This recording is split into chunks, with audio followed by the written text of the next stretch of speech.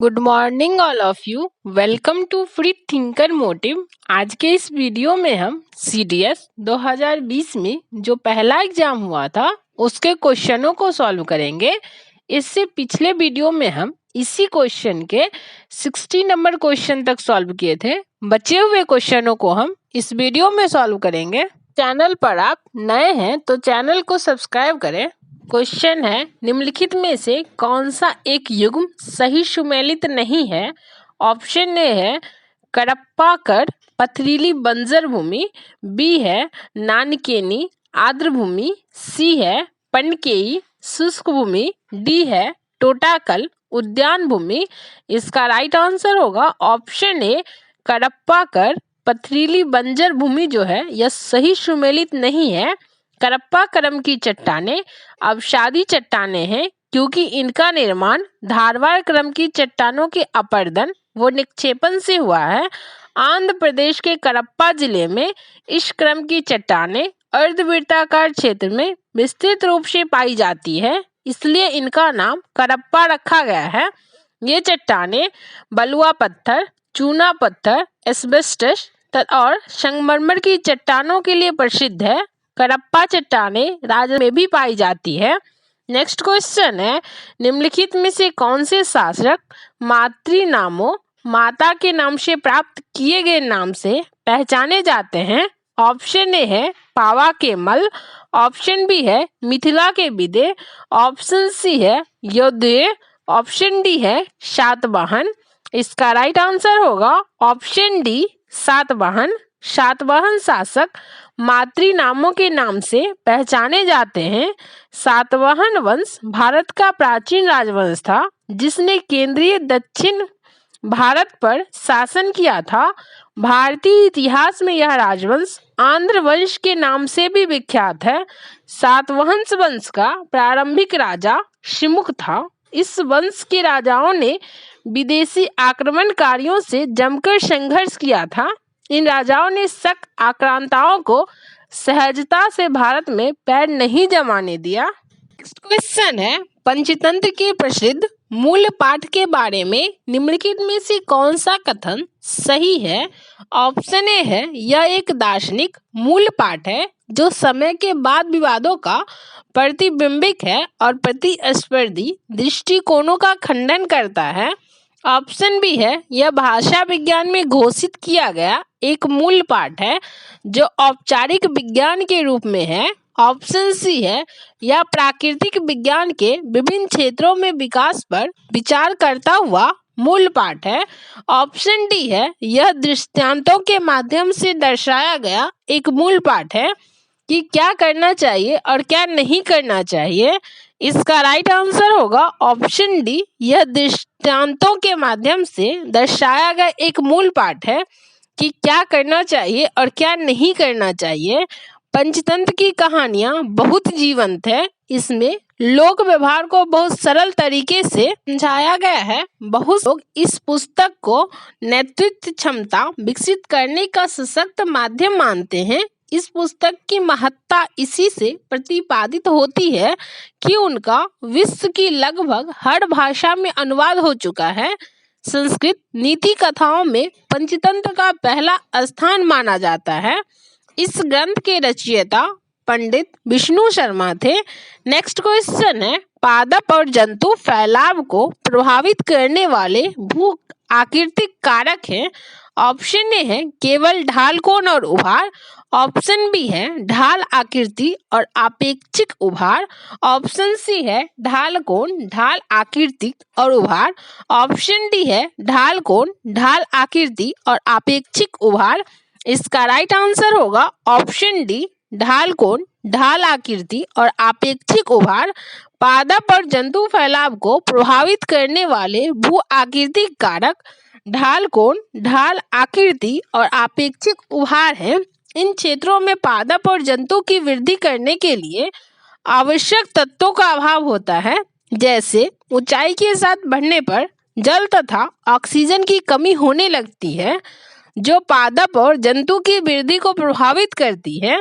ढाल कोण ढाल आकृति और आपेक्षिक उभार अधिकतर शुष्क क्षेत्रों में देखने को मिलता है। इस कारण भी यहाँ पादप और जंतु फैलाव सीमित रहता है।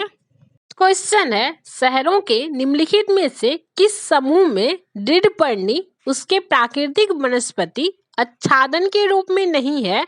ऑप्शन ए है वाल्पराइसो और केपटाउन, ऑप्शन बी है लिस्बन और पर्थ, ऑप्शन सी है लॉस एंजलिस और एडिलेड, ऑप्शन डी है लॉस वेगास और क्वींसलैंड।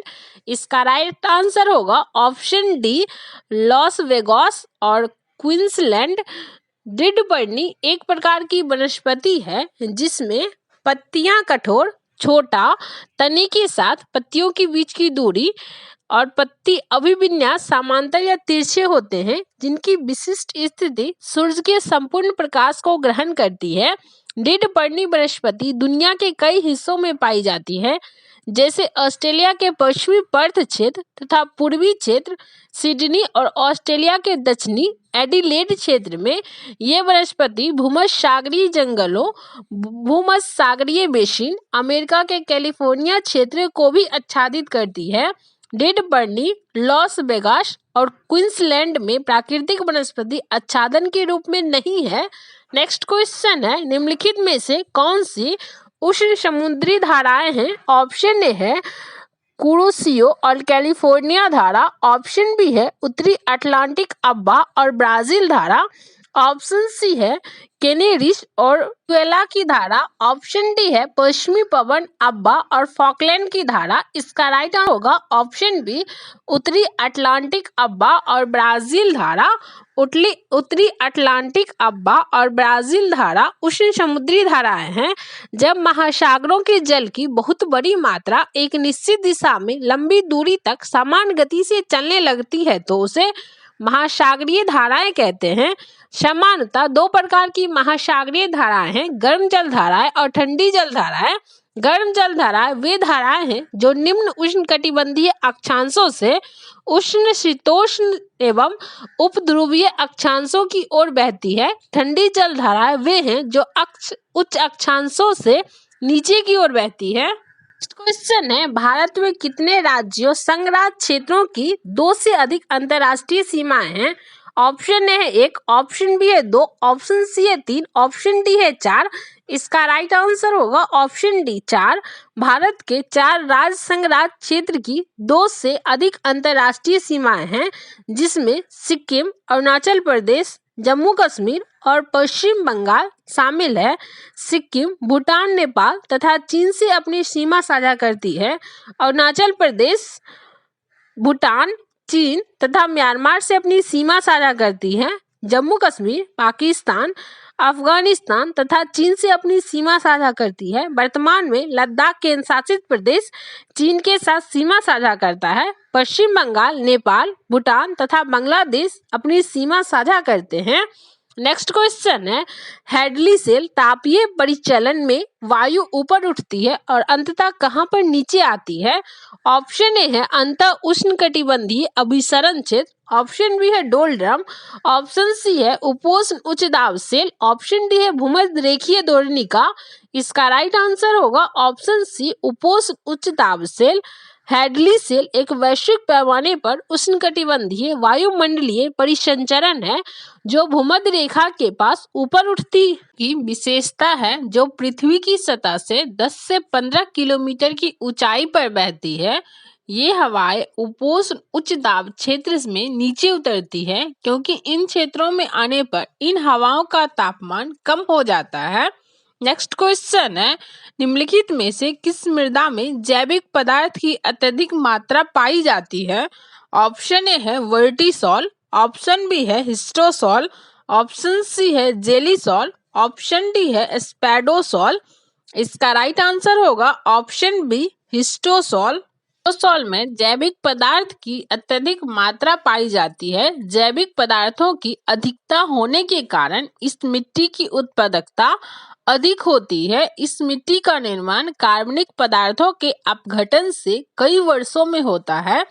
हिस्टोसोल मृदा को पीट और मूंग के नाम से भी जाना जाता है। ऑस्ट्रेलिया में इसे सॉल के नाम से जाना जाता है। नेक्स्ट क्वेश्चन है, प्रवासी भारतीय लोकसभा चुनाव में निम्नलिखित में से किन परिस्थितियों में मताधिकार का प्रयोग कर सकते हैं? पहला है, वे अवश्य भारत के नागरिक हो। दूसरा है, उनके नाम निर्वाचक नामावली में अवश्य हो। तीसरा है, वोट डालने के लिए भारत में वे अवश्य उपस्थित हो। कूट है, ऑप्शन ए है पहला, दूसरा और तीसरा। ऑप्शन बी है दूसरा और तीसरा। ऑप्शन सी है पहला और दूसरा। ऑप्शन डी है केवल एक। इसका राइट आंसर होगा ऑप्शन ए, पहला, दूसरा और तीसरा।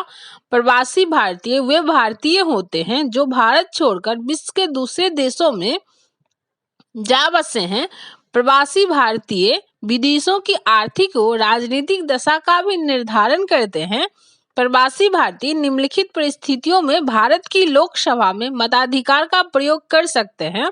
वह भारत का नागरिक हो, उसका नाम निर्वाचक नामावली में अवश्य होना चाहिए, डालने के लिए आवश्यक रूप से भारत में उपस्थित होना चाहिए। नेक्स्ट क्वेश्चन है, निम्नलिखित में से कौन सी एक विशेषता आयुष्मान भारत योजना की नहीं है? ऑप्शन ए है, इसमें परिवार के आकार और आयु पर कोई उच्चतम सीमा नहीं है। ऑप्शन बी है, अस्पताल में भर्ती करने से पहले और बाद के खर्चे इस योजना में सम्मिलित हैं। ऑप्शन सी है, प्रति चिकित्सालय आश्रय के लिए एक निश्चित परिवहन भत्ता भी लाभार्थी को भुगतान किया जाएगा। ऑप्शन डी है, यह योजना प्रति परिवार 10 लाख का लाभ आवरण प्रदान करती है। इसका राइट आंसर होगा ऑप्शन डी, यह योजना प्रति परिवार 10 लाख का लाभ आवरण प्रदान करती है। यह कथन गलत है। आयुष्मान केंद्र सरकार की ऐतिहासिक योजना है। इसके अंदर देश के 10 करोड़ परिवारों को हेल्थ केयर सुविधा उपलब्ध कराई जा रही है। इसके अंतर्गत 5 लाख तक की स्वास्थ्य बीमा प्रदान कराया जा रहा है। आयुष्मान भारत के अंतर्गत 2 योजनाएं चलाई गई है। पहला, नेशनल हेल्थ प्रोटेक्शन स्कीम। इसके अंतर्गत देश के 10 करोड़ गरीब परिवारों को 5 लाख तक का हेल्थ इंश्योरेंस मुहैया कराया जाएगा। दूसरा है हेल्थ और वेलनेस सेंटर स्कीम। इसके अंतर्गत शहर में 1.5 लाख से ज्यादा हेल्थ एवं वेलनेस सेंटर खोले जाएंगे जो आवश्यक दवाइयों और जांच सेवाएं फ्री में उपलब्ध कराएंगे। नेक्स्ट क्वेश्चन है, निम्नलिखित में से कौन से मानव विकास के 4 स्तंभ माने जाते हैं? ऑप्शन ए है साम्य, समावेशन, उत्पादकता और सशक्तिकरण। ऑप्शन बी है साम्य, उत्पादकता, सशक्तिकरण और धारणीयता। ऑप्शन सी है उत्पादकता, लिंग, समावेशन और साम्य। ऑप्शन डी है श्रम, उत्पादकता, समावेशन और साम्य। इसका राइट आंसर होगा ऑप्शन बी, साम्य, उत्पादकता, सशक्तिकरण और धारणीयता। साम्य, उत्पादकता, सशक्तिकरण और धारणीयता मानव विकास के 4 स्तंभ माने जाते हैं। क्षमता का आशय प्रत्येक व्यक्ति को बिना किसी भेदभाव के उपलब्ध अवसरों के लिए समान पहुंच की व्यवस्था करता है। सतत पोषणीयता मानव विकास के लिए अति आवश्यक है। प्रत्येक पीढ़ी को समान अवसर मिले, इसके लिए समस्त पर्यावरणीय, वित्तीय एवं मानव संसाधन का उपयोग भविष्य को ध्यान में रखकर करना चाहिए। उत्पादकता का संबंध प्रजनन दर से है। सशक्तिकरण से अभिप्राय व्यक्ति के चहुमुख विकास से है। नेक्स्ट क्वेश्चन है, संविधान 66वां संशोधन अधिनियम 2002 के माध्यम से निम्नलिखित में से किस एक को मूल कर्तव्य के रूप में सम्मिलित किया गया? ऑप्शन ए है व्यक्तिगत और सामूहिक सक्रियता में उत्कृष्टता के लिए प्रयास करना। ऑप्शन बी है 6 और 14 के वर्ष के वायु के बीच अपने बच्चे को शिक्षा के अवसर प्रदान करना। ऑप्शन सी है स्त्रियों और बच्चों के कल्याण के लिए कार्य करना। ऑप्शन डी है शांति और समन्वय को बढ़ावा देना। इसका राइट आंसर होगा ऑप्शन बी, 6 और 14 वर्ष की आयु के बीच अपने बच्चे को शिक्षा के अवसर प्रदान करना। भारत का संविधान संशोधन अधिनियम 2002 का संबंध अनुच्छेद 21 के पश्चात जोड़े गए नए अनुच्छेद 21A से है। नया अनुच्छेद 21A शिक्षा के अधिकार से संबंधित है। यह अनुच्छेद राज्य को 6 से 14 वर्ष तक के सभी बच्चों को निःशुल्क तथा अनिवार्य शिक्षा उपलब्ध कराता है।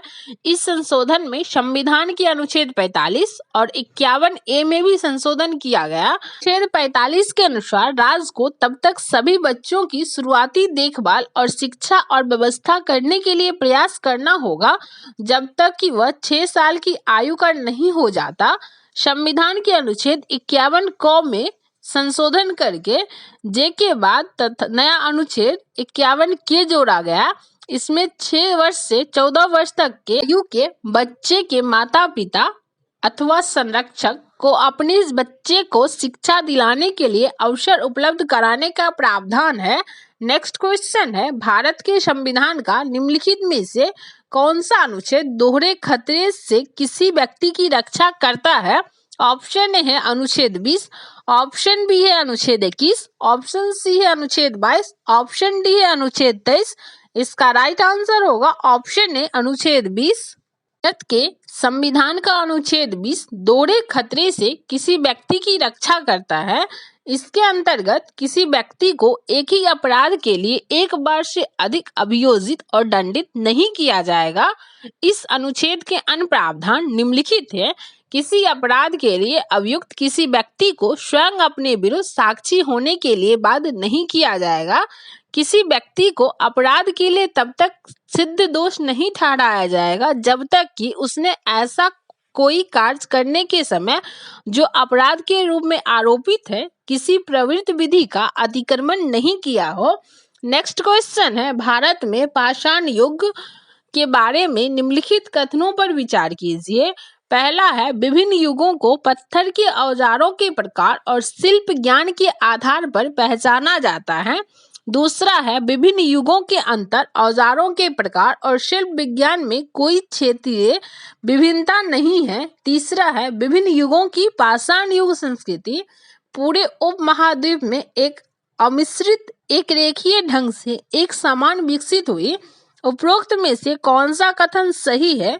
ऑप्शन ए है केवल एक, ऑप्शन बी है 1 और 2, ऑप्शन सी है केवल 3, ऑप्शन डी है ये सभी। इसका राइट आंसर होगा ऑप्शन ए केवल एक। पाषाण युग को पत्थरों के औजार के प्रकार और शिल्प ज्ञान के आधार पर बांटा जा सकता है। पूरा पाषाण काल में पत्थरों के औजार निम्न स्तर के थे, परंतु मध्य पाषाण काल के पत्थरों के औजार में कुछ उत्कृष्टता देखी जा सकती है। नव पाषाण काल के पत्थर के औजार अपनी अंतिम अवस्था को प्राप्त कर चुके थे। इस आधार पर पाषाण युग के स्तरों को आसानी से पहचाना जा सकता है। पाषाण युग में क्षेत्र के आधार पर विभिन्न प्रकार की विशेषता देखने को मिलती है। साथ ही भारतीय उपमहाद्वीप विकसित होने वाली पाषाण संस्कृति एक समान नहीं थी। इसके लिए बहुत से सामाजिक तथा भौगोलिक कारक उत्तरदायी थे। पूरा पाषाण काल के औजार भाला, कुल्हाड़ी, धनुष, तीर, सुई, गदा आदि प्रमुख थे। मध्य पाषाण काल के औजार धनुष, तीर, मछली के शिकार और भंडार के औजार आदि थे। नव पाषाण काल के औजार खेती में प्रयुक्त होने वाले औजार, मिट्टी के बर्तन आदि प्रमुख थे।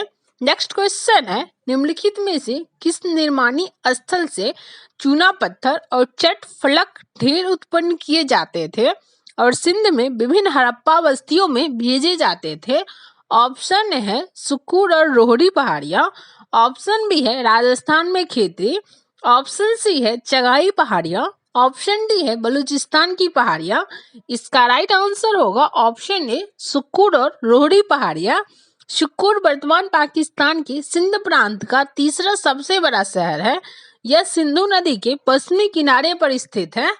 रोहड़ी पहाड़ियों से घिरा हुआ है। यह हड़प्पा सभ्यता की प्रमुख शिल्पशाला थी।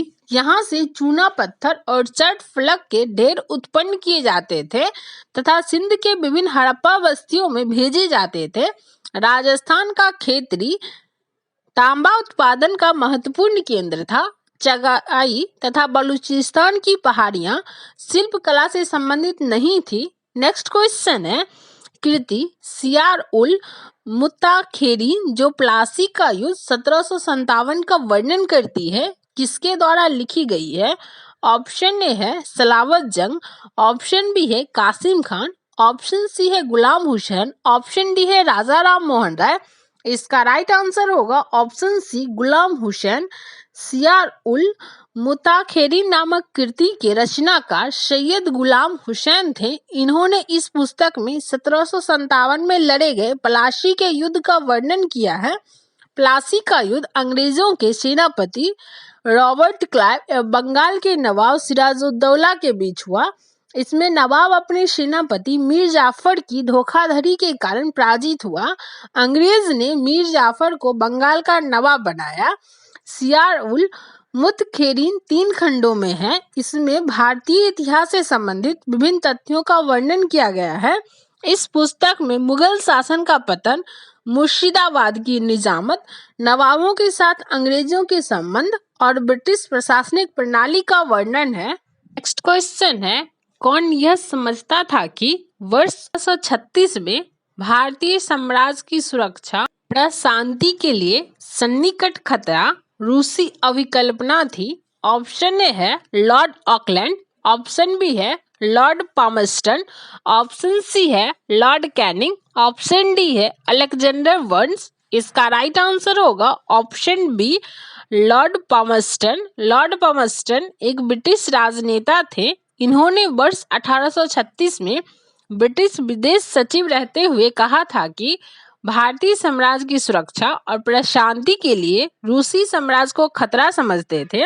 इस वक्तव्य के बाद ईस्ट इंडिया कंपनी में कार्यरत अलेक्जेंडर वंस को इस सच्चाई का पता लगाने के लिए वर्ष 1836 में काबुल भेजा गया था, जहां पर इन्होंने काबुल से बुखारा तक के मार्ग का सर्वेक्षण किया, जिसका वर्णन उन्होंने अपनी पुस्तक ट्रेवल्स इन बुखारा में किया है। लॉर्ड पामस्टन आगे चलकर ब्रिटिश प्रधानमंत्री बने तथा इनका प्रथम कार्यकाल 1855 से 58 ईस्वी तक और द्वितीय कार्यकाल 1859 से 1865 ईस्वी तक रहा। नेक्स्ट क्वेश्चन है, तत्वबोधिनी सभा की स्थापना किसके द्वारा की गई थी? ऑप्शन ए है देवेंद्रनाथ टैगोर द्वारा वर्ष 1839 में, ऑप्शन बी है केशव चंद्र सेन द्वारा वर्ष 1857 में, ऑप्शन सी है अक्षय कुमार दत्त द्वारा वर्ष 1850 में और ऑप्शन डी है द्वारकानाथ टैगोर द्वारा वर्ष 1840 में। इसका राइट आंसर होगा ऑप्शन ए देवेंद्रनाथ टैगोर द्वारा वर्ष 1839 में। तत्वबोधिनी सभा की स्थापना देवेंद्रनाथ टैगोर द्वारा वर्ष 1839 में कलकत्ता में की गई थी। तत्वबोधिनी सभा का मुख्य उद्देश्य भारतीय समाज और हिंदू धर्म में व्याप्त कुरीतियों को दूर करना था। आरंभ में इसका नाम तत्वरंजनी सभा था और यह ब्रह्म समाज से टूटकर अलग हुए कुछ व्यक्तियों द्वारा स्थापित की गई थी। वर्ष 1859 में पुनः इस सभा का विलय ब्रह्म समाज में कर दिया गया। केशव चंद्र ने वर्ष 1866 में कलकत्ता में भारतीय ब्रह्म समाज की स्थापना की थी। अक्षय कुमार दत्त का जन्म वर्ष 1820 ईस्वी में कलकत्ता में हुआ। इन्होंने राखल दास, हलधर, आनंद मोहन मिश्रा के साथ मिलकर देवेंद्रनाथ ठाकुर के निवास पर सोसाइटी ऑफ फ्रेंड्स की स्थापना की और इस सभा के सचिव बने। द्वारकानाथ टैगोर एक भारतीय सुधारक थे। इन्होंने वर्ष 1838 में लैंड होल्डर्स सोसाइटी की स्थापना की और आगे वर्ष 1843 में बंगाल ब्रिटिश एसोसिएशन की स्थापना कलकत्ता में की थी। नेक्स्ट क्वेश्चन है, भारत और यूएसए के बीच पहली बार हुए त्रिसेवा सैन्य अभ्यास को क्या कूट नाम दिया गया था? ऑप्शन ए है सिंह विजय, ऑप्शन बी है हाथी विजय, ऑप्शन सी है बाघ विजय, ऑप्शन डी है गवल विजय। इसका राइट आंसर होगा ऑप्शन सी बाघ विजय। भारत और यूएसए के बीच पहली बार हुए त्रिसेवा सैन्य अभ्यास को बाघ विजय नाम दिया गया। यह अभ्यास 16 से 20 सितंबर 2019 को पूर्वी नौसेना कमान के मुख्यालय विशाखापट्टनम आंध्र प्रदेश में आयोजित किया गया था। इस अभ्यास में भारत की ओर से तीनों सेनाएं और अमेरिका की ओर से अमेरिकी नौसेनाएं और अमेरिकी मरीन कोर की सेनाओं ने भाग लिया था। इसका फोकस मुख्य रूप से मानवीय आपदा राहत कार्यों के अभ्यास पर रहा। भारत ने पहली बार त्रिसेवा सैन्य अभ्यास का आयोजन रूस के साथ किया था। नेक्स्ट क्वेश्चन है, नारोपा कहाँ का एक वार्षिक उत्सव है? ऑप्शन ए है सिक्किम, ऑप्शन बी है लद्दाख, ऑप्शन सी है अरुणाचल प्रदेश, ऑप्शन डी है नागालैंड। इसका राइट आंसर होगा ऑप्शन बी लद्दाख। नारोपा लद्दाख का एक वार्षिक उत्सव है। इस उत्सव का आयोजन प्रतिवर्ष लद्दाख क्षेत्र के ध्रुवकार वंश के हेमिस मठ बौद्ध धर्म में किया जाता है। इस उत्सव में बौद्ध धर्म के लोग रेशम के सांस्कृतिक परिधान पहनकर ड्रम एवं पाइप के संगीत पर नृत्य करते हैं। संत नारोपा एक बौद्ध संत थे। ये अतीसा संत के समकालिक माने जाते हैं, जो बंगाली बौद्ध धार्मिक नेता थे। संत नारोपा संत त्रिलोक के शिष्य थे। इनका जन्म बंगाल में हुआ था। हेमिस मठ का लद्दाख के राजा संगे नांग्याल द्वारा वर्ष 1672 में जीर्णोद्धार किया गया था। नेक्स्ट क्वेश्चन है, 92 एकेडमी अवार्ड्स में सर्वश्रेष्ठ अंतर्राष्ट्रीय फीचर फिल्म की श्रेणी के लिए भारत की आधिकारिक प्रविष्टि निम्नलिखित में से कौन सी है? ऑप्शन ए है Bulbul can sing, option B है सुपर डिलक्स, ऑप्शन सी है गली बॉय, ऑप्शन डी है and the Oscar goes to. इसका राइट आंसर होगा option C Gully boy. 92 academy awards में सर्वश्रेष्ठ अंतर्राष्ट्रीय फीचर फिल्म की श्रेणी में भारत की ओर से गली बॉय को आधिकारिक रूप से भेजा गया। गली बॉय जोया अख्तर द्वारा निर्देशित फिल्म है, जिसमें नवोदित स्ट्रीट रैपर की भूमिका अभिनेता रणवीर सिंह ने निभाई है। गली बॉय में अभिनेत्री की भूमिका आलिया भट्ट ने निभाई है। नेक्स्ट क्वेश्चन है, ग्लोबल गोलकीपर अवार्ड किसके द्वारा दिया जाता है? ऑप्शन ए है Bills and Melinda Gates foundation, option B है United Nation environment programme, option C है Kellogg school of management, option D है world meteorological organisation. Right answer होगा option A Bill and Melinda Gates foundation global goalkeeper award Bill and Melinda Gates foundation द्वारा प्रदान किया जाता है। Award उन व्यक्तियों या संगठनों को प्रदान किया जाता है जिन्होंने प्रभावशाली कार्यों के माध्यम से वैश्विक लक्ष्यों के निर्धारण में महत्वपूर्ण भूमिका निभाई है। वर्ष 2019 का ग्लोबल गोलकीपर अवार्ड भारतीय प्रधानमंत्री नरेंद्र मोदी को प्रदान किया गया है। इन्होंने भारत में स्वच्छ भारत अभियान के माध्यम से स्वच्छता के क्षेत्र में परिवर्तन लाने का महत्वपूर्ण कार्य किया है। नेक्स्ट क्वेश्चन है, गांधी सोलर पार्क कहाँ स्थित है? ऑप्शन ए है न्यूयॉर्क, ऑप्शन बी है व्लादिवोस्तोक, ऑप्शन सी है थिम्पू, ऑप्शन डी है ह्यूस्टन। इसका राइट आंसर होगा ऑप्शन ए न्यूयॉर्क। गांधी सोलर पार्क संयुक्त राष्ट्र के मुख्यालय न्यूयॉर्क में स्थित है। इस पार्क का उद्घाटन भारतीय प्रधानमंत्री ने 24 सितंबर 2019 को विश्व के अन्य नेताओं के साथ किया।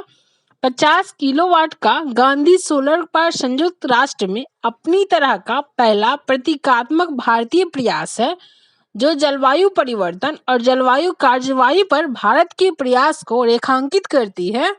क्वेश्चन है, निम्नलिखित में से कौन अफ्रीका में सबसे पहले व्यापारियों के रूप में पहुंचे, जो कि अंततः अफ्रीका में यूरोपीय उपनिवेश की स्थापना का कारण बना? ऑप्शन ए है फ्रेंच, ऑप्शन बी है स्पेनिश, ऑप्शन सी है पुर्तगाली, ऑप्शन डी है डच। इसका राइट आंसर होगा ऑप्शन सी पुर्तगाली। अफ्रीका में सबसे पहले पुर्तगाली व्यापारियों के रूप में पहुंचे।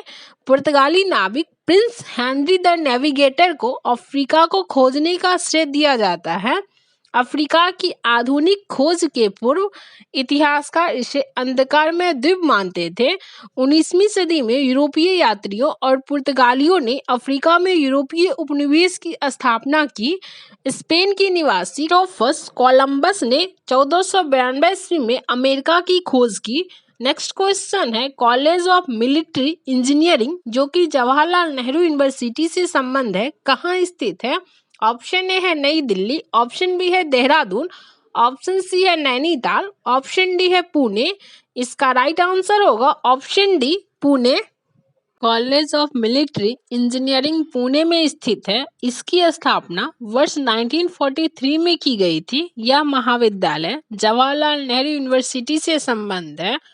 कॉलेज ऑफ मिलिट्री इंजीनियरिंग भारतीय सेना के इंजीनियर्स का एक प्रमुख तकनीकी और सामरिक प्रशिक्षण संस्थान है, जिसमें combat engineers, military engineer service, border roads engineering services के प्रशिक्षुओं को प्रशिक्षण प्रदान किया जाता है। नेक्स्ट क्वेश्चन है, कॉल इंडिया लिमिटेड के संबंध में निम्नलिखित में से कौन सा कथन सही है? फर्स्ट है, कॉल इंडिया लिमिटेड का मुख्यालय कोलकाता में है। दूसरा है, कॉल इंडिया लिमिटेड 82 खनन क्षेत्रों से परिचालित होती है जो भारत के 20 प्रांतीय राज्यों में फैले हुए हैं। तीसरा है, कॉल इंडिया लिमिटेड विश्व की एकमात्र सबसे बड़ी कोयला उत्पादक कंपनी है। कूट है, ऑप्शन ए है केवल एक, ऑप्शन बी है 1 और 3, ऑप्शन सी है 2 और 3, ऑप्शन डी है ये सभी। इसका राइट आंसर होगा ऑप्शन बी 1 और 3। कोल इंडिया लिमिटेड के संबंध में कथन 1 और 3 सही है। कोल इंडिया लिमिटेड की स्थापना वर्ष 1975 में की गई थी। इसका मुख्यालय कोलकाता में है। यह विश्व की एकमात्र सबसे बड़ी कोयला उत्पादक कंपनी है और यह भारत सरकार के अंतर्गत एक महारत्न कंपनी है। यह अपनी अनुषंगी कंपनियों के माध्यम से भारत के 8 राज्यों में फैले 84 खनन क्षेत्रों में कार्य करती है। वर्तमान समय में इसके अध्यक्ष और एमडी प्रमोद अग्रवाल हैं। नेक्स्ट क्वेश्चन है, मध्य स्पेन में निम्नलिखित में से कौन सा जलवायु प्रकार मिलता है? ऑप्शन ए है उपध्रुवीय, ऑप्शन बी है भूमध्यसागरीय शुष्क प्रचंड ग्रीष्म, ऑप्शन सी है उपोष्ण स्टेप, ऑप्शन डी है आर्द्र महाद्वीपीय कोष्ण ग्रीष्म। इसका राइट आंसर होगा ऑप्शन बी भूमध्यसागरीय शुष्क प्रचंड ग्रीष्म। मध्य स्पेन में भूमध्यसागरीय शुष्क प्रचंड ग्रीष्म जलवायु पाई जाती है। स्पेन के क्षेत्रफल में बड़ा होने के कारण यहाँ 3 प्रकार की जलवायु पाई जाती है। मध्य स्पेन में विशाल केंद्रीय पठार है जिसे मेसेटा कहा जाता है। यहाँ पर भूमध्यसागरीय शुष्क जलवायु है जिसमें गर्मी बहुत तीव्र और वर्षा नाममात्र की होती है। भूमध्यसागरीय जलवायु का विस्तार 30 डिग्री से 45 डिग्री उत्तरी तथा दक्षिणी अक्षांशों के बीच महाद्वीपों के पश्चिमी भाग पर विद्यमान है। इस जलवायु में तापमान ग्रीष्म काल में 35 डिग्री सेल्सियस तथा शीतकाल में 10 डिग्री सेल्सियस रहता है। इस जलवायु में वनस्पति के प्रकारों में जैतून, ओक, कॉर्क के वृक्ष, अंगूर एवं नींबू प्रजातीय फलों की पैदावार होती है। क्वेश्चन है, निम्नलिखित में से कौन सी जम्मू कश्मीर की प्रमुख भाषा नहीं है? ऑप्शन ए है उर्दू, ऑप्शन बी है गुजरी, ऑप्शन सी है कोशूर, ऑप्शन डी है मोनप्पा। इसका राइट आंसर होगा ऑप्शन डी मोनप्पा। जम्मू कश्मीर में कश्मीरी भाषा संस्कृत से प्रभावित है और गिलगित की विभिन्न पहाड़ियां जनजातियों के द्वारा बोली जाने वाली भारतीय आर्य भाषाओं की दर्दीय शाखा की है। कश्मीर में साधारण नागरिकों द्वारा उर्दू, डोंगरी, कश्मीरी, लद्दाखी, बाल्टी, पहाड़ी, पंजाबी, गुजरी, ददरी और कोशूर भाषाएं बोली जाती है। मोनप्पा भाषा अरुणाचल प्रदेश के तवांग जिले में बोली जाने वाली भाषा है। नेक्स्ट क्वेश्चन है, मध्य प्रदेश के बड़े भाग में निम्नलिखित में से किस भाषा की प्रधानता है? ऑप्शन ए है भारत यूरोप, ऑप्शन बी है चीन तिब्बती, ऑप्शन सी है ऑस्ट्रिक, ऑप्शन डी है अल्टाइक। इसका राइट आंसर है ऑप्शन डी अल्टाइक। मध्य एशिया के बड़े भाग में अल्टाइक भाषा परिवार की प्रधानता है। मध्य और उत्तरी एशिया में फैले कई छोटे लेकिन महत्वपूर्ण भाषा परिवारों को लंबे समय से अल्टाइक भाषा ने जोड़कर रखा है। मध्य एशिया में 5 बड़े जातीय समूह उज़्बेक, कजाक, ताजिक, तुर्कमैन और किर्गिज है। भाषाई रूप से इन सभी समूहों में ताजिकों को छोड़कर जिनकी भाषा आधुनिक समय के फारसी के समान है वे भाषाएं बोलते हैं जो तुर्क भाषा परिवार से मिलती जुलती है। भाषा यूरोपीय भाषाओं में मुख्य रूप से संस्कृत, पाली, प्राकृत, हिंदी, फारसी, ग्रीक, लैटिन, अंग्रेजी, रूसी की प्रधानता है। चीनी तिब्बती भाषा परिवार में चीनी, तिब्बती, बर्मी आदि भाषा समूह के लोग आते हैं।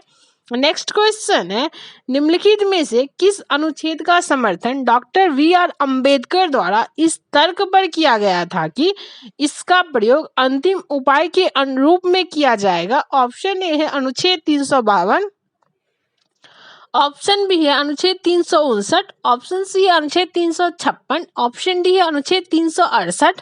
इसका राइट आंसर होगा ऑप्शन सी अनुच्छेद 356। Doctor V R. अंबेडकर ने आर्टिकल 356 के विषय में कहा था कि यदि कभी इसका प्रयोग होता है तो उम्मीद करता हूं कि राष्ट्रपति, जिसमें ये सभी शक्तियां निहित है, प्रांत के प्रशासन को निलंबित करने से पूर्व उचित सावधानी बरतेंगे और इसका प्रयोग अंतिम उपाय के रूप में किया जाएगा। आर्टिकल 356 में राज्यों में संवैधानिक तंत्र के विफल हो जाने की दशा का वर्णन किया गया है। आर्टिकल 352 में आपात की घोषणा का वर्णन किया गया है। आर्टिकल 359 में आपात के दौरान भाग 3 द्वारा प्रदत्त अधिकारों के प्रवर्तन के निलंबन का वर्णन है। आर्टिकल 368 में संविधान का संशोधन करने की संसद की शक्ति और उसके लिए प्रक्रिया का उपबंध किया गया है। नेक्स्ट क्वेश्चन है, अनुच्छेद 32 के अधीन सर्वोच्च न्यायालय किस आधार पर राहत के लिए मना कर सकता है? ऑप्शन ए है व्यथित व्यक्ति एक अन्य न्यायालय से उपचार पा सकते हैं, ऑप्शन बी है कि विवादित तथ्यों की जांच की जानी चाहिए, ऑप्शन सी है कि किसी भी मूल अधिकार का उल्लंघन नहीं हुआ हो, ऑप्शन डी है कि याचिकाकर्ता ने उसके मामले पर प्रयोज्य समुचित रिट के लिए मांग नहीं की है। इसका राइट आंसर होगा ऑप्शन सी कि किसी भी मूल अधिकार का उल्लंघन नहीं हुआ हो। अनुच्छेद 32 के अधीन उच्चतम न्यायालय किसी भी मूल अधिकार का उल्लंघन अगर नहीं हुआ हो तो इसके लिए वो उपचार से मना कर सकती है। आर्टिकल 32 के अनुसार सर्वोच्च न्यायालय तथा आर्टिकल 226 के अनुसार उच्च न्यायालयों को नागरिकों के मौलिक अधिकारों की रक्षा के लिए रिट जारी करने का अधिकार प्राप्त है। संविधान में 5 प्रकार की रिट का वर्णन है: बंदी प्रत्यक्षीकरण, परमादेश, उत्प्रेषण, प्रतिषेध, अधिकारपेक्षा। नेक्स्ट क्वेश्चन है, भारी उद्योग और लोक उद्यम मंत्रालय किनसे मिलकर बना है?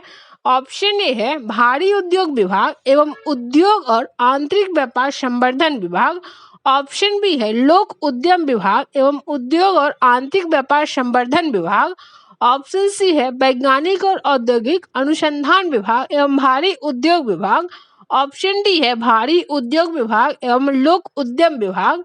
इसका राइट आंसर होगा ऑप्शन डी भारी उद्योग विभाग एवं लोक उद्यम विभाग।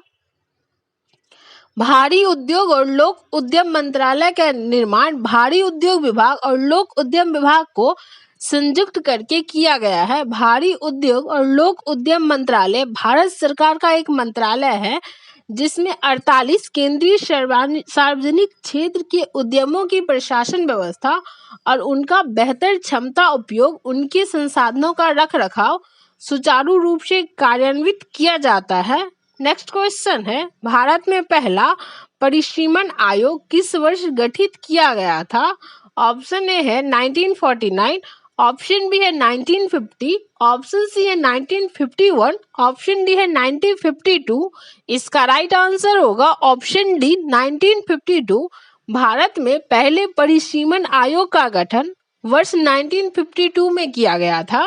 भारतीय संविधान में परिसीमन आयोग के बारे में कोई स्पष्ट निर्देश नहीं दिया गया था। आर्टिकल 82 में प्रत्येक जनगणना की समाप्ति पर लोकसभा एवं राज्यसभा के निर्वाचन क्षेत्रों के विभाजन एवं पुनः समायोजन का कार्य संसद द्वारा विहित अधिकारी द्वारा किए जाने का प्रावधान है। वर्तमान समय तक भारत में 4 परिसीमन आयोग का गठन किया गया है। परिसीमन आयोग 1952, दूसरा परिसीमन आयोग का गठन 1962 में किया गया था, तीसरी बार परिसीमन आयोग का गठन 1973 में किया गया था और चौथी बार परिसीमन आयोग का गठन 2002 में किया गया था। क्वेश्चन है, इनमें से किसने संविधान सभा में यह कहा था कि 26 जनवरी 1950 को भारत अंतर विरोधों के जीवन काल में प्रविष्ट हो रहा था? ऑप्शन ए है doctor V R. Ambedkar, option B है जवाहरलाल नेहरू, ऑप्शन सी है महात्मा गांधी, ऑप्शन डी है एसपी मुखर्जी। इसका राइट आंसर होगा option A doctor B R Ambedkar. Doctor B R Ambedkar ने कहा था कि भारत 26 जनवरी 1950 को अंतर्विरोध के जीवन काल में प्रविष्ट हो रहा था। इनका कहने का तात्पर्य यह है कि भारत विविधताओं से भरा देश है और यहाँ पर विभिन्न जाति, वर्ग और धर्म के लोग निवास करते हैं तथा शासन एक ही संविधान द्वारा चलाया जाता है। संविधान सभा का गठन नवंबर 1946 में किया गया और इसमें विभिन्न समितियों के माध्यम से संविधान का निर्माण किया गया। विभिन्न समितियां निम्न है: संघ शक्ति समिति जवाहरलाल नेहरू, संघीय संविधान समिति जवाहरलाल नेहरू, प्रांतीय संविधान समिति सरदार पटेल और प्रारूप समिति doctor B R Ambedkar. Next question है, दो या अधिक राज्यों के बीच किसी विवाद के मामले में निर्णय लेने की सर्वोच्च न्यायालय की शक्ति क्या कहलाती है? ऑप्शन ए है आरंभिक अधिकारिता, ऑप्शन बी है अंतर्निहित अधिकारिता, ऑप्शन सी है सर्वांगीण अधिकारिता, ऑप्शन डी है सलाहकार अधिकारिता। इसका राइट आंसर है ऑप्शन ए आरंभिक अधिकारिता। भारतीय संविधान के अंतर्गत अनुच्छेद 131 के तहत सर्वोच्च न्यायालय दो या अधिक राज्यों के बीच किसी विवाद के मामले में निर्णय लेने की शक्ति सर्वोच्च न्यायालय की आरंभिक अधिकारिता के अंतर्गत आती है। आर्टिकल 131 के तहत सर्वोच्च न्यायालय केंद्र वो एक या एक से अधिक राज्यों के बीच के मामले में केंद्र और किसी राज्य या राज्यों का एक तरफ होना, वो दो या दो से अधिक राज्यों के बीच विवाद आरंभिक अधिकारिता के अंतर्गत आते हैं। क्वेश्चन है, प्रधानमंत्री की आर्थिक सलाहकार परिषद का अध्यक्ष इनमें से कौन है? ऑप्शन ए है रतन बी पाटिल, ऑप्शन बी है विवेक देवराय, ऑप्शन सी है आशिमा गोयल, ऑप्शन डी है साजिद चिनाय। इसका राइट आंसर होगा ऑप्शन बी विवेक देवराय।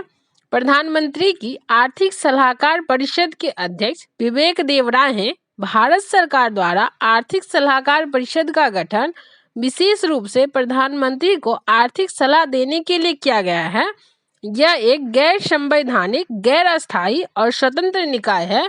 यह परिषद प्रधानमंत्री को महंगाई, माइक्रो फाइनेंस और औद्योगिक उत्पादन जैसे आर्थिक मुद्दे पर सलाह देती है।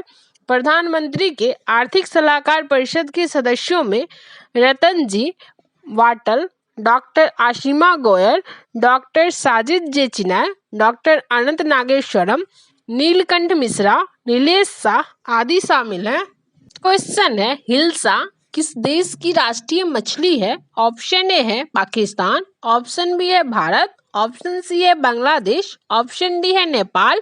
इसका राइट आंसर होगा ऑप्शन सी बांग्लादेश।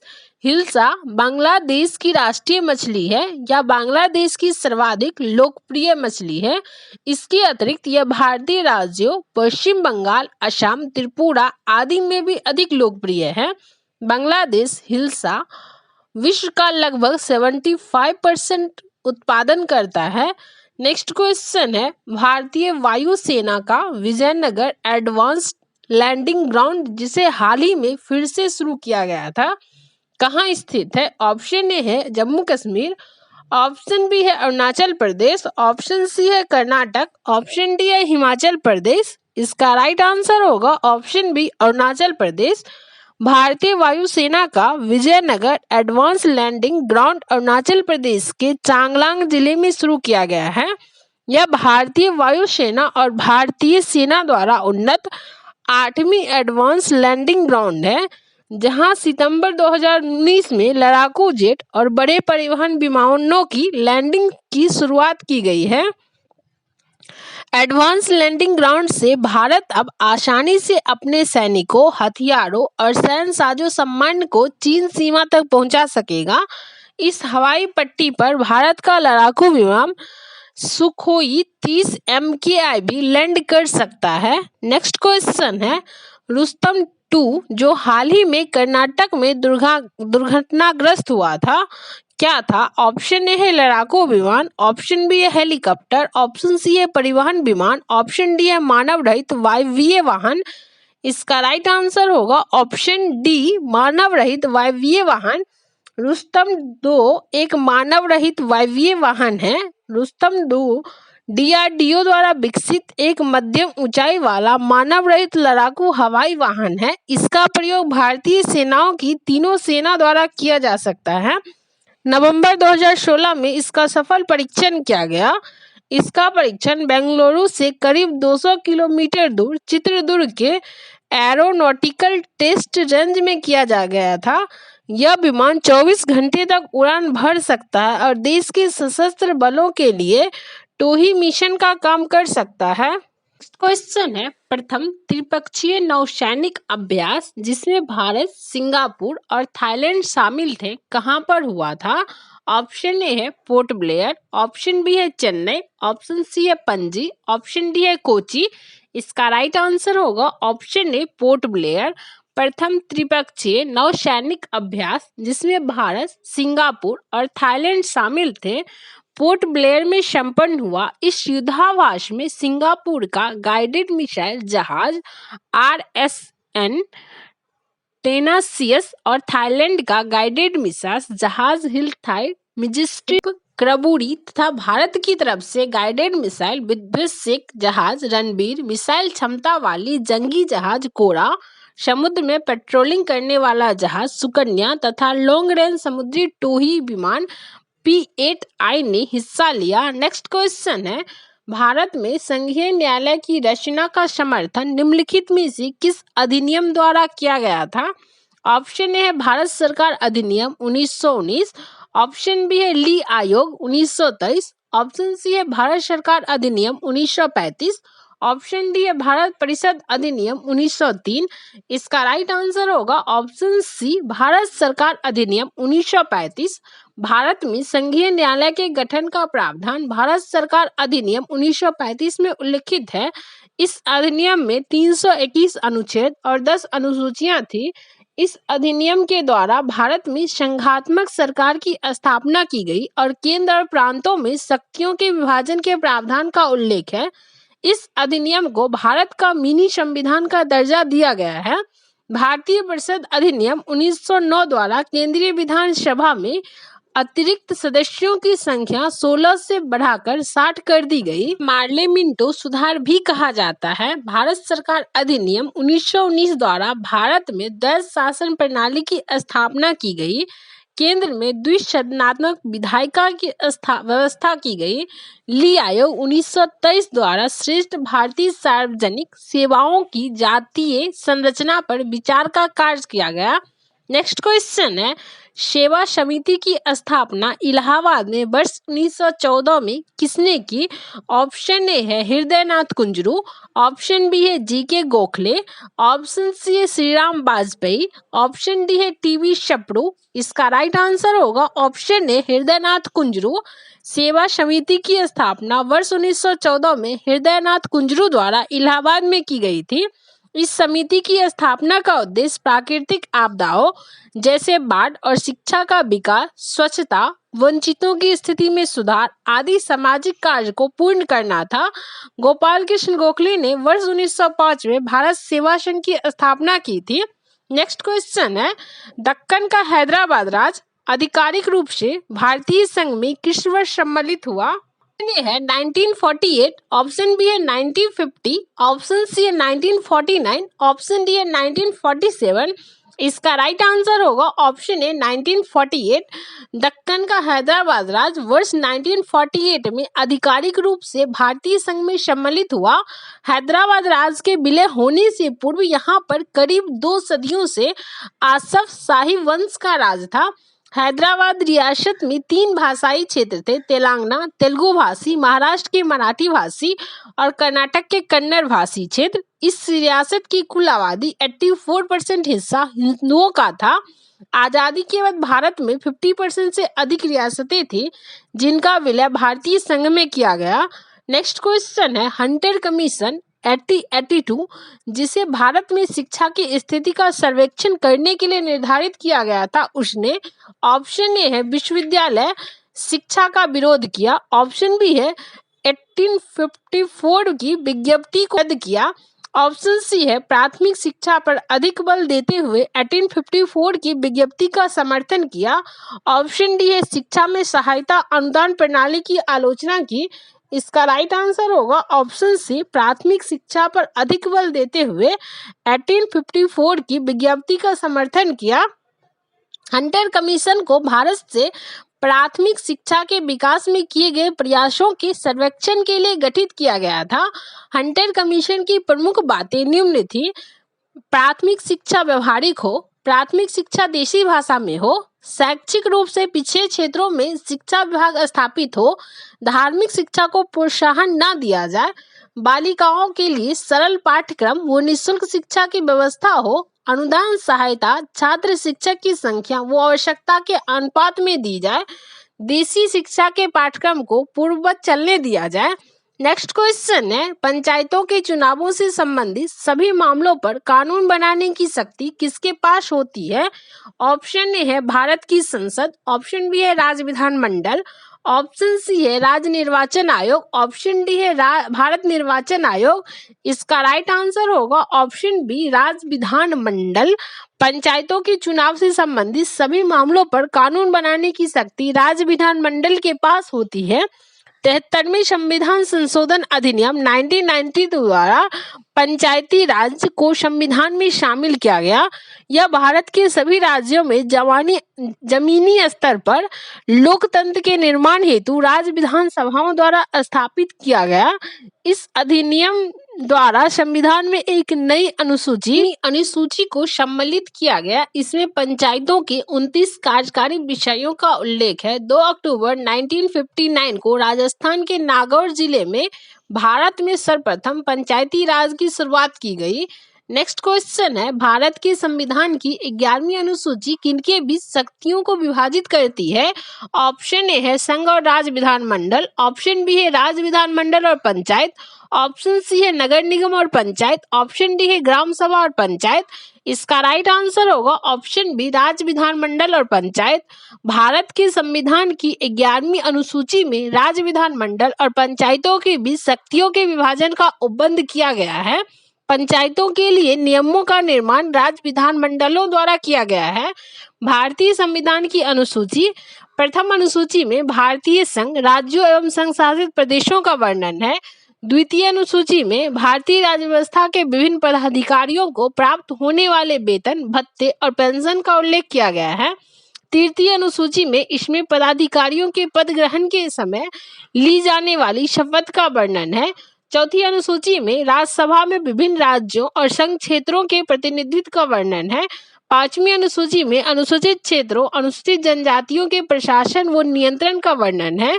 6ठी अनुसूची में इसमें असम, मेघालय, त्रिपुरा, मिजोरम राज्यों के जनजातीय क्षेत्रों के प्रशासन का उल्लेख है। 7वीं अनुसूची में इसमें केंद्र व राज्यों के बीच शक्तियों के बंटवारे का वर्णन है। 8वीं अनुसूची में भारतीय भाषाओं का उल्लेख है। 9वीं अनुसूची में राज्य द्वारा संपत्ति की अधिग्रहण की विधियों का उल्लेख है। 10वीं अनुसूची में यह दल बदल से संबंधित है। 11वीं अनुसूची में इसमें पंचायती राज का 29 विषयों का उल्लेख है। 12वीं अनुसूची में इसमें शहरी क्षेत्र का स्थानीय स्वशासन का उपबंध है। नेक्स्ट क्वेश्चन है, पंचायत के संस्थापन के संबंध में भारत के संविधान के उपबंध निम्नलिखित में से किस एक राज्य पर लागू नहीं होते हैं? ऑप्शन ए है मेघालय, ऑप्शन बी है त्रिपुरा, ऑप्शन सी है असम, ऑप्शन डी है गोवा। इसका राइट आंसर होगा ऑप्शन ए, मेघालय। भारतीय संविधान के 73वें संविधान संशोधन अधिनियम 1992 द्वारा पंचायती राज संस्थाओं को संवैधानिक दर्जा दिया गया। भारत में पंचायती राज संस्थाओं को 24 अप्रैल 1993 को लागू किया गया था। इस अधिनियम द्वारा कुछ विशेष प्रावधानों के तहत कुछ राज्यों मेघालय, मिजोरम, नागालैंड, मणिपुर को छूट प्राप्त है, जहां पर यह कानून लागू नहीं होता। लेकिन अगर संसद चाहे तो इस अधिनियम को अपवादों और संशोधनों के साथ अनुसूचित क्षेत्रों में लागू कर सकती है। इस प्रावधान के अंतर्गत संसद ने पंचायत अधिनियम 1996 को अधिनियमित किया है। नेक्स्ट क्वेश्चन है, निम्नलिखित में से कौन सी नदी काली सागर में नहीं मिलती है? ऑप्शन ए है बोलगा, ऑप्शन बी है नीपर, ऑप्शन सी है डॉन, ऑप्शन डी है डैन्यूब। इसका राइट आंसर होगा ऑप्शन ए, बोलगा। बोलगा नदी काला सागर में नहीं मिलती है। दक्षिण पूर्वी यूरोप, काकेशस और अंतालोनिया के प्रायद्वीपों से घिरा हुआ है। अटलांटिक महासागर से यह भूमध्य सागर और एजियन सागरों और विभिन्न जलडमरू नदियों के माध्यम से जुड़ा हुआ है। यह बास्पोरस जलसंधि के साथ मरमरा सागर से जुड़ा हुआ है। वोल्गा नदी यूरोप की सबसे बड़ी नदी है। यह नदी यूरोपीय रूस की सबसे बड़ी नदी है तथा रूस के महत्वपूर्ण जलमार्ग वाली नदी है। यह रूस को जलमार्ग द्वारा मध्य एशिया से जोड़ती है। यह नदी रूस की वल्डाई पहाड़ियों से निकलकर 1300 मील लंबे घुमावदार मार्गों से होते हुए कैस्पियन सागर में मिलती है। नेक्स्ट क्वेश्चन है, राष्ट्रीय जल अकादमी कहाँ स्थित है? ऑप्शन ए है देहरादून, ऑप्शन बी है हैदराबाद, ऑप्शन सी है भोपाल, ऑप्शन डी है खडगवासला। इसका राइट आंसर होगा ऑप्शन डी खडगवासला। राष्ट्रीय जल अकादमी खडगवासला पुणे महाराष्ट्र में स्थित है। इस एकेडमी को पूर्व में केंद्रीय प्रशिक्षण इकाई के रूप में जाना जाता था। इसका गठन वर्ष 1988 में किया गया था। राष्ट्रीय जल अकादमी की परिकल्पना जल संसाधन कर्मियों के प्रशिक्षण में एक उत्कृष्टता केंद्र के रूप में कार्य करने के लिए की गई है। यहाँ राज्यों और केंद्रीय एजेंसियों के जल संसाधन अभियंताओं को योजना, डिजाइन, मूल्यांकन, निर्माण, संचालनों और जल संसाधन परियोजनाओं की निगरानी के क्षेत्र में व्यापक प्रशिक्षण की आवश्यकताओं को पूरा किया जाता है। नेक्स्ट क्वेश्चन है, सबसे प्राचीन काल से आरंभ करते हुए आयोगों का गठन का सही अनुक्रम निम्नलिखित में से कौन सा है? ऑप्शन ए है वित्त आयोग, योजना आयोग, निवेश आयोग, निर्वाचन आयोग। ऑप्शन बी है निर्वाचन आयोग, योजना आयोग, वित्त आयोग, निवेश आयोग। ऑप्शन सी है योजना आयोग, निर्वाचन आयोग, वित्त आयोग, निवेश आयोग। ऑप्शन डी है निवेश आयोग, वित्त आयोग, योजना आयोग, निर्वाचन आयोग। इसका राइट आंसर होगा ऑप्शन बी निर्वाचन आयोग, योजना आयोग, वित्त आयोग, निवेश आयोग।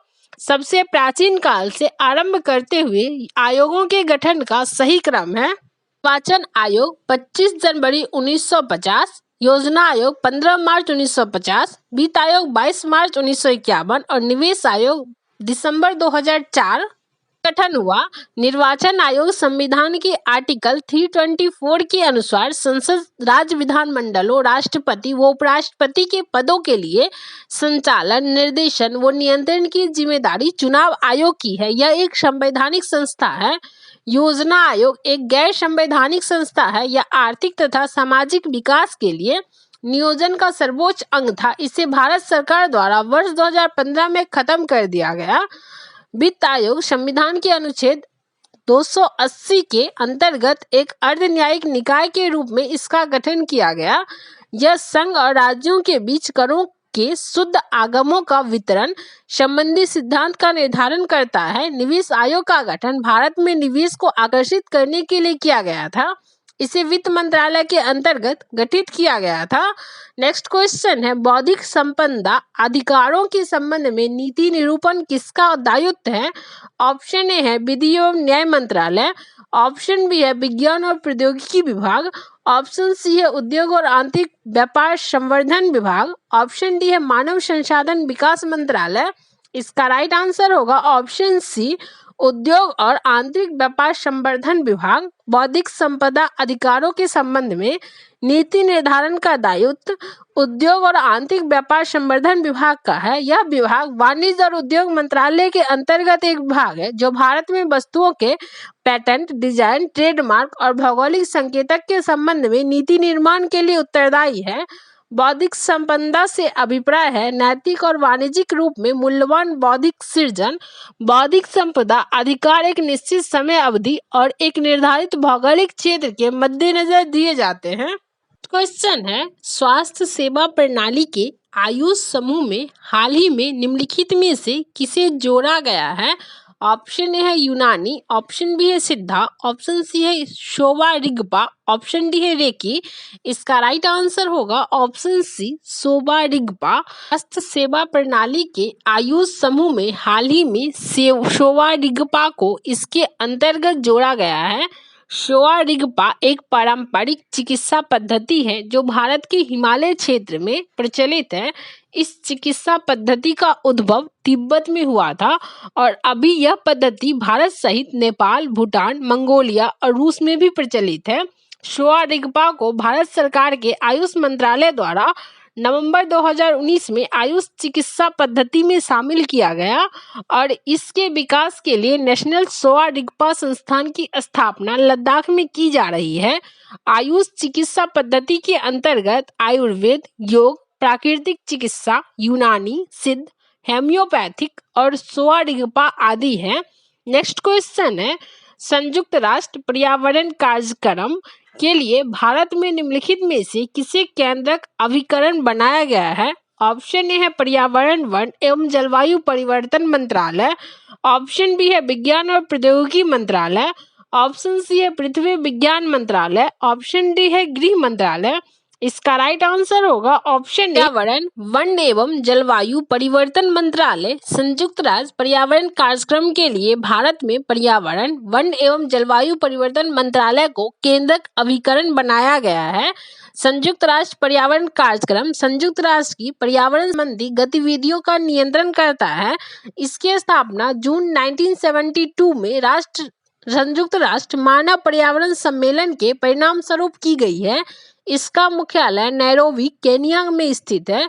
इस संगठन का उद्देश्य मानव पर्यावरण को प्रभावित करने वाली सभी मामलों में अंतर्राष्ट्रीय सहयोग को बढ़ावा तथा पर्यावरण संबंधी जानकारी का संग्रहण, मूल्यांकन एवं पारस्परिक आदान प्रदान करना है। नेक्स्ट क्वेश्चन है, 2011 की जनगणना के अनुसार भारत में ऐसे लोग जिन्हें प्रवासी माना जा सकता है, अर्थात जो अपने पहले वाले निवास से अब किसी भिन्न स्थान पर बस गए हैं, की प्रतिशतता कितनी है? ऑप्शन ए है 25%, ऑप्शन बी है 35%, ऑप्शन सी है 45%, ऑप्शन डी है 55%। इसका राइट आंसर होगा ऑप्शन बी 35%। वर्ष 2011 की जनगणना के अनुसार भारत में ऐसे लोग जिन्हें प्रवासी माना जा सकता है, अर्थात जो अपने पहले वाले निवास से अब किसी भिन्न स्थान पर बस गए हैं, उन्हें आंतरिक प्रवासी कहा जा सकता है। इस संख्या वर्ष 2011 की जनगणना के अनुसार लगभग 40 करोड़ से ज्यादा हो गई है, जो कुल जनसंख्या के लगभग 35% के बराबर है। हाल ही में संयुक्त राष्ट्र की संस्था यूनेस्को ने भारत में आंतरिक स्तर पर प्रवासियों का सामाजिक समावेशन शीर्षक वाली महत्वपूर्ण रिपोर्ट जारी की है। इस रिपोर्ट में कहा गया है कि भारत के शहरों में रहने वालों की 1/3 आबादी आंतरिक स्तर पर पलायन करने वालों की है। इस तरह प्रवासी अब बड़े शहरों के अतिरिक्त दूसरे व तीसरी श्रेणी के शहरों में बढ़ रहे हैं। नेक्स्ट क्वेश्चन है, मान लीजिए कि एक महिला कृषि मजदूर अपने गांव में 400 रुपये प्रतिदिन कमाती है। उसे नजदीक के एक शहर में आया सीटर के रूप में कार्य करने की जॉब मिलती है, जहां उसे प्रतिदिन 800 रुपये की दर से भुगतान किया जाएगा। वह कृषि मजदूर के रूप में ही कार्य करते रहने को चुनती है। कृषि मजदूर निम्नलिखित में से कौन सी है? ऑप्शन ए है रुपया 1100, ऑप्शन बी है 700 रुपया, ऑप्शन सी है 400 रुपया, ऑप्शन डी है 300 रुपया। इसका राइट आंसर होगा ऑप्शन सी 300 रुपया। नेक्स्ट क्वेश्चन है, सुमेलित कीजिए सूची फर्स्ट और सूची सेकंड दिया गया है। सूची फर्स्ट में बाजार संरचना है, सूची सेकंड में उसका विशेषता दिया गया है। सूची फर्स्ट का ए है पूर्ण प्रतियोगिता, बी है एकाधिकार, सी है एकाधिकृत, डी है अल्पाधिकार। सूची सेकंड का फर्स्ट है एक जिन्स की बिक्री केवल एक उत्पादक द्वारा किया जाना। दूसरा है एक सी अथवा प्राय समरूप उत्पादकों की बिक्री कुछ उत्पादकों द्वारा किया जाना। तीसरा है विभेदित उत्पादों की बिक्री बहुत से उत्पादकों द्वारा किया जाना। चौथा है एक जैसे उत्पादकों की बिक्री बहुत से उत्पादकों द्वारा किया जाना। इसका राइट आंसर होगा ऑप्शन बी, ए का 4, बी का फर्स्ट, सी का थर्ड, डी का सेकंड। पूर्ण प्रतियोगिता एक जैसे उत्पादों की बिक्री बहुत से उत्पादकों द्वारा किया जाना। एकाधिकार एक जिन्स की बिक्री केवल एक उत्पादकों द्वारा किया जाना। एकाधिकृत प्रतियोगिता विभेदित उत्पादों की बिक्री बहुत से उत्पादकों द्वारा किया जाना। अल्पाधिकार एक सी अथवा प्राय समरूप उत्पादकों की बिक्री कुछ उत्पादकों द्वारा किया जाना। नेक्स्ट क्वेश्चन है, विश्व पर्यटन दिवस 2019 का मेजबान निम्नलिखित में से कौन सा देश था? ऑप्शन ए है यूएसए, ऑप्शन बी है भारत, ऑप्शन सी है रूस, ऑप्शन डी है कनाडा। इसका राइट आंसर होगा option B Bharat. Next question है, ब्रिक्स सम्मेलन 2020 की मेजबानी किसके द्वारा की जाएगी? ऑप्शन ए है भारत, ऑप्शन बी है चीन, ऑप्शन सी है रूस, ऑप्शन डी है ब्राजील। इसका राइट आंसर होगा ऑप्शन सी रूस। नेक्स्ट क्वेश्चन है, भारत सरकार ने हाल ही में सरदार वल्लभ भाई पटेल के नाम पर एक असैनिक पुरस्कार गठित किया है। यह पुरस्कार किस क्षेत्र में योगदान के लिए है? ऑप्शन ए है भारत की एकता और अखंडता, ऑप्शन बी है कला और संस्कृति, ऑप्शन सी है सामाजिक कार्य, ऑप्शन डी है उद्यमिता। इसका राइट आंसर होगा ऑप्शन ए भारत की एकता और अखंडता।